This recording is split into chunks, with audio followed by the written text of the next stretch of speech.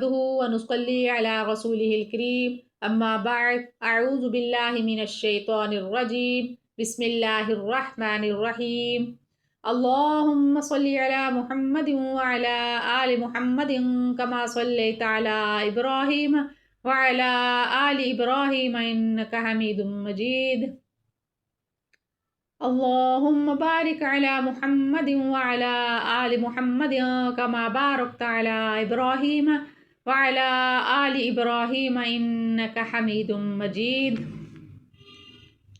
اے اللہ پاک، اے 70 ماہ سے زیادہ محبت کرنے والے اللہ تعالی ہم سب کو رمضان المبارک کی زیادہ سے زیادہ عبادت کرنے کی توفیق عطا فرمانا، آمین۔ آپ سب کو رمضان المبارک کا مہینہ بہت بہت مبارک ہو۔ اس مہینے میں جتنا بھی ہو سکے زیادہ سے زیادہ آپ سب عبادت کرنا۔ اب عہد کریں اپنے آپ سے کہ ہم عبادت کریں گے، گناہوں سے توبہ کریں گے۔ اللہ تعالیٰ کو توبہ کرنے والا انسان بہت پسند ہے۔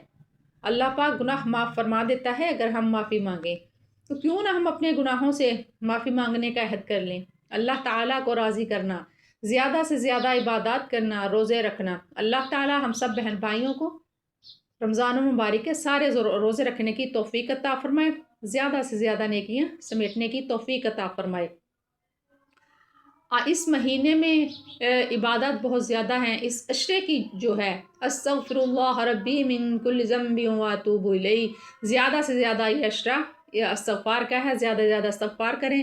اور جب چاند دیکھیں تو یہ دعا پڑھیں، اللہم احلہ علینا بالایمان والسلامت والاسلام والتوفیق لما تحب وترضى ربی وربک اللہ۔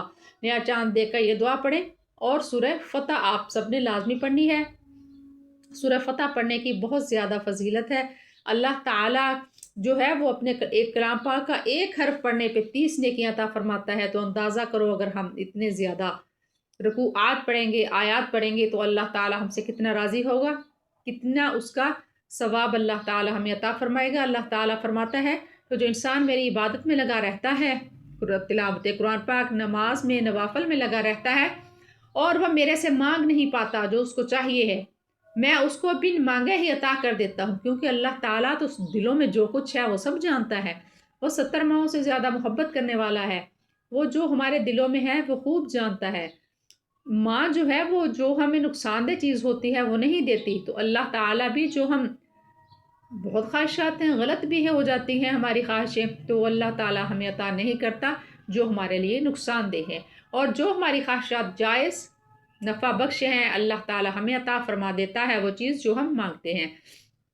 اسی لیے کہتے ہیں نا، اللہ پاک جو مانگا وہ بھی عطا کر، جو نہیں مانگ سکے اللہ پاک۔ خاص طور پہ یہ آپ دعا کیا کریں کہ اللہ پاک جائز خواہشات ہماری پوری کرنا۔ اللہ تعالیٰ سے یہی دعا کیا کرو، ناجائز خواہش ہماری کوئی نہ ہو۔ اللہ پاک ہماری وہی دعا قبول فرمانا جو ہمارے لیے فائدہ مند ہے۔ اللہ تعالیٰ ہم سب کو نیکیاں کرنے کی توفیق عطا فرمائے۔ جزاکم اللہ خیر و احسن الجزاء فی الدنیا والآخرہ، فی امان اللہ۔